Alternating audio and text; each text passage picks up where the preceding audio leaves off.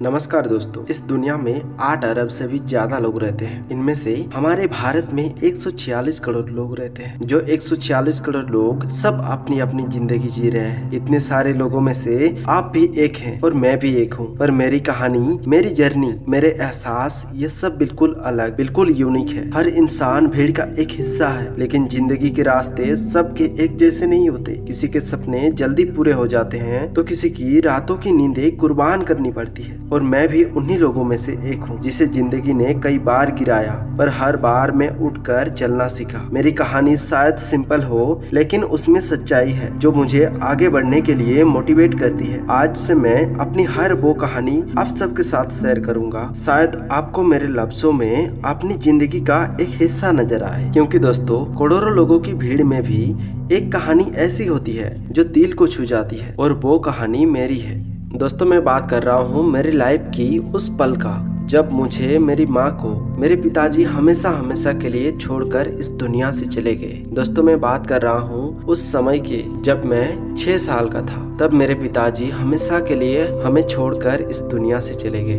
दोस्तों, मैं आज अपनी वो कहानी बताने जा रहा हूँ जब मुझे और मेरे माँ को मेरे पिताजी हमेशा के लिए छोड़कर इस दुनिया से चले गए थे। दोस्तों, मैं कहानी को थोड़ा पीछे लेके चलता हूँ। दोस्तों, ये बात है साल 2008 की, जब मैं 6 साल का था। उस वक्त दोस्तों 2008 में पिताजी का तबीयत कुछ ज्यादा ही खराब होने लगा था। आसपास के बहुत सारे डॉक्टरों को दिखाए थे, लेकिन उनकी तबीयत ठीक होने का नाम नहीं ले रही थी। फिर एक दिन अचानक रात के 10 और 11 के बीच पिताजी की तबीयत ज्यादा खराब होने लगी। तब सबने डिसाइड किया कि हॉस्पिटल जाना चाहिए। वैसे तो हर बार हॉस्पिटल जाने से मना कर देते थे, लेकिन इस बार पिताजी ने मना नहीं किया और जाने के लिए तैयार हो गया। मुझे जहाँ तक पता है, उस रात घर पर अंकल, आंटी, भैया, दीदी और मैं, माँ, पिताजी और मामू घर से दादी माँ आई हुई थी। घर में बहुत सारे लोग थे। पिताजी का तबीयत कुछ दिनों से खराब था, इसीलिए दादी माँ को बुला के रखे थे ताकि घर में कामकाज को थोड़ा संभाल सके। रात के जब 10 से पार हो गया था, उस वक्त बाहर से कोई गाड़ी बुलाने पर भी नहीं आता है, लेकिन गाँव में एक टैक्सी, जो पहले की कार होती है व्हाइट कलर की, वो गांव में एक घर में था। उनसे बात करने गया। रात के उस वक्त 10:30 बज चुके थे। उनसे बात करके आए, अंकल गया था, उनसे बात करके आए, वो जाने के लिए रेडी हो गया था। पिताजी घर में तैयार हुए, कार आकर द्वार पर लगी। सब नॉर्मली निकले घर से। गाड़ी में दादी, माँ, पिताजी और भैया गए और कार का ड्राइवर। टोटल 5 लोग थे। उस दिन चले गए वो लोग हॉस्पिटल, बोकारो के एक हॉस्पिटल में एडमिट किया। मैं घर में रुका अंकल, आंटी और दीदी के साथ। 2 दिन हॉस्पिटल में एडमिट थे पापा, इलाज चल रहा था। घर में फोन नहीं था तो पता नहीं चला कि तबीयत कैसी है कैसी नहीं है, और उधर हॉस्पिटल में ज्यादा लोग रहने नहीं देते, इसीलिए माँ और दादी टाइम पर देखने जाते थे।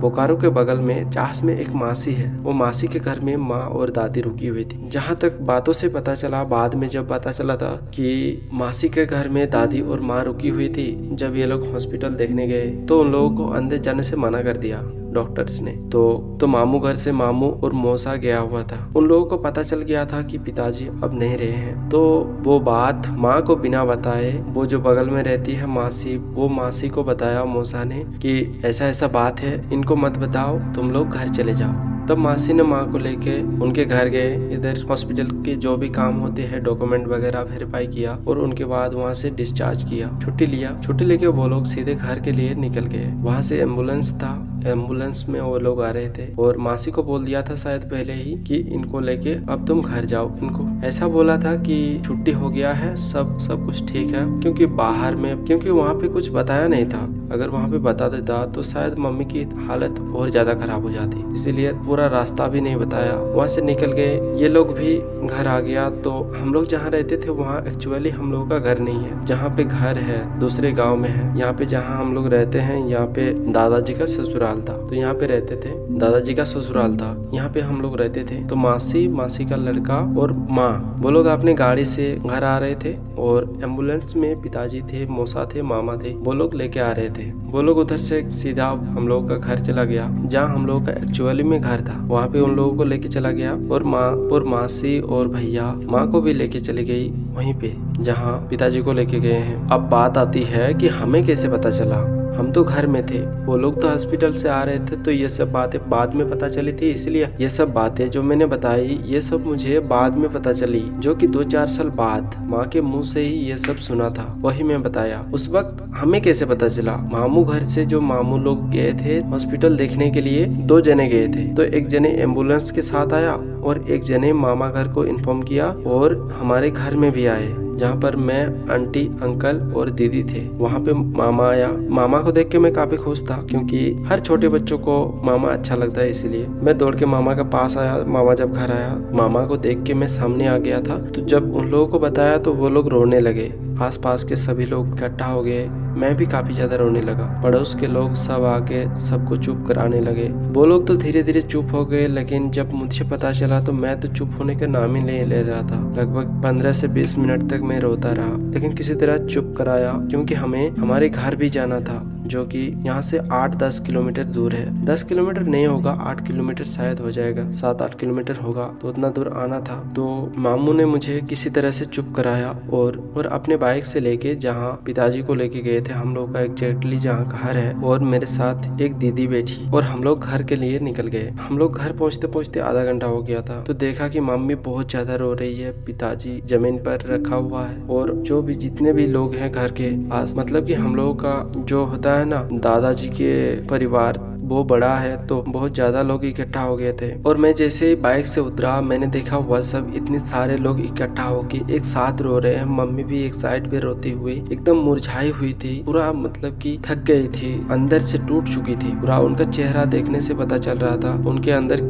कितनी तकलीफ हो रही होगी। उस वक्त मैं जब माँ के पास गया और धीरे धीरे रोने लगा, मतलब कि अंदर से जो रोना आता है ना, जैसे कोई गुस्से में अंदर से कैसे करता है, फुहारता है, वैसे मैं रो रहा। तब माँ ने खुद से ज्यादा मुझे ध्यान देने लगी, क्योंकि मैं काफी छोटा था उस वक्त, ज्यादा बड़ा नहीं था। 6 साल का बच्चा कितना बड़ा होगा। तो माँ का ध्यान मेरे ऊपर आ गया। पता नहीं मुझे ऐसा क्यों फील हुआ कि माँ को तकलीफ हो रही है बहुत ज्यादा। तो मैं धीरे धीरे चुप हो गया और माँ को चुप कराने लगा। कुछ देर बाद घर के सभी अंकल लोग इकट्ठा हुए और अब वो लोग बात कर रहे थे कि अब लेके जाना है। तो माँ ज्यादा रोने लगी। पिताजी को लेके जाना था, लेके जाने के लिए वो मतलब कि जो बाकी सब चीजें होती है वो सब किया, और वो सब अपना अपना काम कर लिया। वो जो पिताजी को ले जाने के लिए जितने भी सारे सामान की जरूरत थे वो सब की जुगाड़ उन लोगों ने किया। और ऐसा पल आया, उस पल को देख के मेरे आंखों से आंसू रुक ही नहीं रहा था। इतना ज्यादा रो रहा था मैं जब माँ के हाथों से चूड़ियां तोड़ी गई। उस वक्त मुझे बहुत ज्यादा तकलीफ हो रहा था, पता नहीं, लेकिन उस वक्त तो मुझे उतना ज्यादा ज्ञान भी नहीं था, लेकिन फिर भी मेरे अंदर तकलीफ बहुत ज्यादा हो रही थी। जैसे तैसे करके माँ को सब लोगों ने पकड़ के रखा और पिताजी को लेके चले गए। तब मुझे भी मामू ने अपना गोदी में मुझे उठाया और लेके गया, क्योंकि क्रियाक्रम तो मुझे ही करना था। लेकिन वहाँ जाके पता चला कि मैं बहुत छोटा हूँ, तो अभी कुछ कर नहीं पाऊंगा। जैसे बहुत सारे नियम होते हैं उसमें, तो जो बड़े भैया है अंकल का लड़का, वही किया था। जो वहाँ पे जो भी क्रियाक्रम होते हैं, जो भी नियम किया जाता है वही किए थे। उतना ज्यादा याद नहीं आ रहा, लेकिन उस आग को मैं अभी भी देख पा रहा हूँ। अभी जो आप लोगों के साथ में ये सब बातें कर रहा हूँ, अभी भी मेरे आंखों में वो आग जल रही है, मेरे अंदर वो आग जल रही है। मैं चाहता हूँ कि ये आग ना तो मेरे अंदर कभी बुझना चाहिए और ना ही बुझेगा। मैं उसी आग को अपना मोटिवेट मानकर आगे चलता आ रहा हूँ, संघर्ष करता आ रहा हूँ। जितने भी प्रॉब्लम्स आए हैं वो सब मैं फेस करता रहूंगा, वही मेरा आखिरी तक साथ देने वाला है। वो आग जो जल रही थी लगभग 3-4 घंटा तक जला एक जैसे। मैं बस बिना आंखें झपकाए मैं बस देखता रहा। बहुत सारे लोग इधर उधर बातें कर रहे थे, बहुत सारे लोग पत्ते खेल रहे थे, बहुत सारे लोग पॉलिटिक्स के बारे में बात कर रहे थे। वो जिसके मन में जो था वो बात कर रहे थे, लेकिन किसी को ये फर्क नहीं पड़ रहा था कि यह आदमी हमेशा के लिए चला गया, लेकिन उसे कोई ध्यान नहीं दे रहा था। बस जितना देरी थी बस उन्हें आग लगाने की। जब आग लग गई उसके बाद सब लोग अपने अपने काम में व्यस्त हो गए। उस दिन मैंने एक बात सीखा कि सब अपने मतलब के होते हैं, कोई आपका नहीं होता जब तक कि माँ बाप के अलावा। मैंने उस दिन इस बात को अपने अंदर बिठा लिया और आज तक नहीं भूला हूँ उस बात को, कि लोग सिर्फ अपने मकसद के लिए होते हैं। जब तक उनका काम रह रहेगा किसी के साथ तब तक ही आप हो। अगर आपकी वजह से किसी का काम बन रहा है तो ही आपको वैल्यू मिलेगी, नहीं तो नहीं मिलेगी। वो आपको तब तक चाहेगा जब तक आप उसके लिए यूजेबल हो।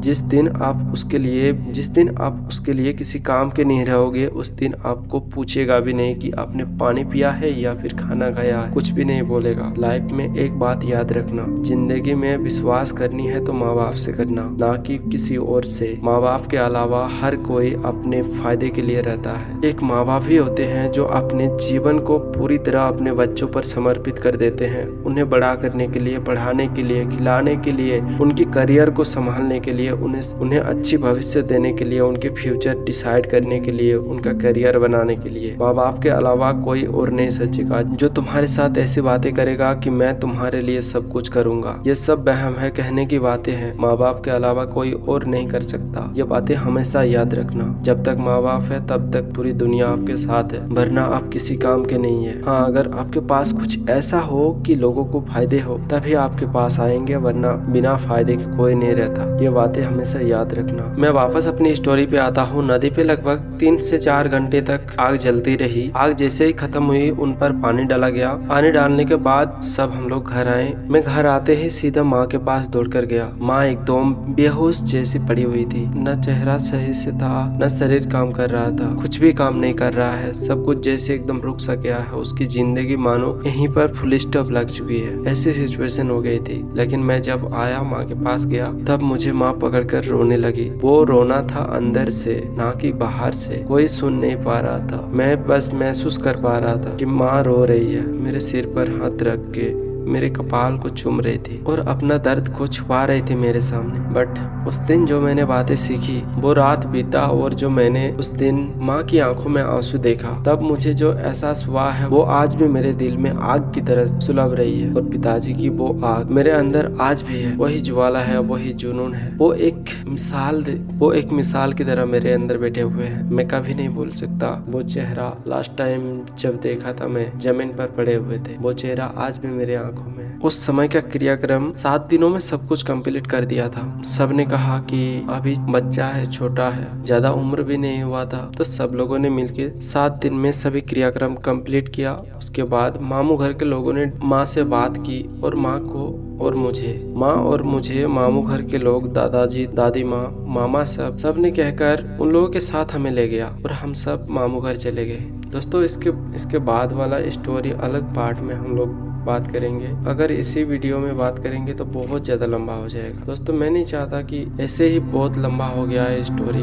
अगर इस वीडियो को और ज्यादा लंबा कर देंगे तो आप लोगों को भी दिक्कत होगी। दोस्तों, मैं सोच रहा हूँ उसे अलग वीडियो बना के आप लोगों तक पहुँचाऊंगा। इस वीडियो में बस इतना ही। आज की वीडियो यहीं पे समाप्त करते हैं दोस्तों वीडियो को एक लाइक जरूर करना और दोस्तों कमेंट सेक्शन में अपना प्यार जरूर देना, क्योंकि मुझे किसी और चीज की जरूरत नहीं है। बस एक ही चीज की कमी है, वो है प्यार। प्लीज कमेंट सेक्शन में अपना प्यार भरा एक कमेंट्स जरूर देना और चैनल को सब्सक्राइब जरूर कर लेना, ताकि मेरी जो भी अगली वीडियो आएगी, जो मेरी जीवन से जुड़ी किसी भी पार्ट को आप मिस ना करें। दोस्तों, मिलते हैं अगले वीडियो में। तब तक के लिए जय हिंद।